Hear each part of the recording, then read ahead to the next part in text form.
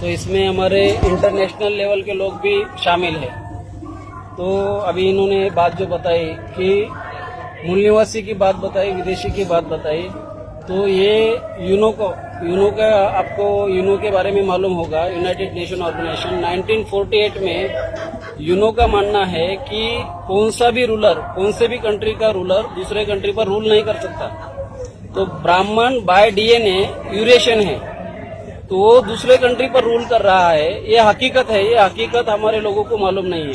एक first thing, Uno के माध्यम से नियर अबाउट 51 कंट्री ने ये डिनाई किया कि one country is not fit to rule another country. एक पॉइंट।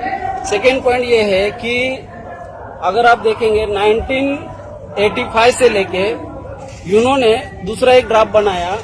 वो ड्राफ्ट बनाया तो उसके अंडर 193 कंट्री इन्वॉल्व है। वो ड्राफ्ट का नाम है United Nations declaration for the rights of indigenous people. ये ड्राफ्ट इन्होंने बनाया और इस ड्राफ्ट का क्या महत्व है, तो ये ड्राफ्ट केवल मूल निवासी की बात करता है और केवल एक कंट्री की नहीं, तो लगभग 193 कंट्री इसकी बात करती है। इस ड्राफ्ट को लिखने के लिए 1985 से शुरुआत हुई और ये ड्राफ्ट 2005 में क्लियर हुआ।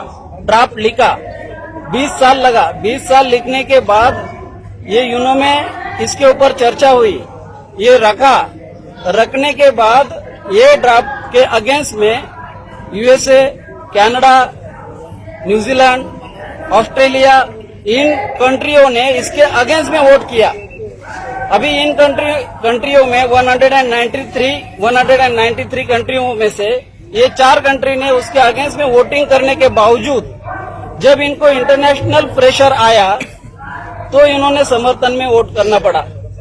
मतलब कि ये इंडिजिनियस लोगों के बारे में ये ड्राफ्ट बनाया। 46 आर्टिकल है।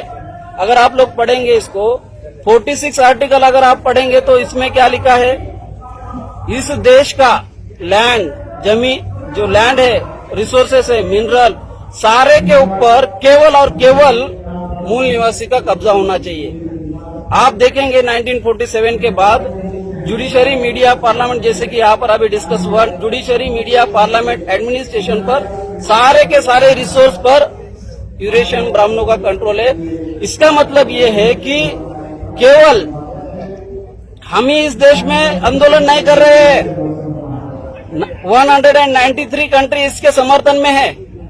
और ये मामला 193 कंट्री का जो मामला है वो हम लोग, ये जो हमारे कंट्री का जो मामला है, इन्होंने क्या कहा कि भाई ये जो डिक्लेरेशन है, ये डिक्लेरेशन स्कूल, कॉलेज, यूनिवर्सिटी में दिखाओ, ऑफिसेज में दिखाओ, लगाओ, इसके बारे में स्टडी इंफॉर्मेशन दे दो। लेकिन इसका कहीं पर जिक्र नहीं हुआ। स्कूल, कॉलेज, यूनिवर्सिटी में, ऑफिसेज में, इसमें कहीं पर भी ये इंफॉर्मेशन नहीं है इसके बारे में।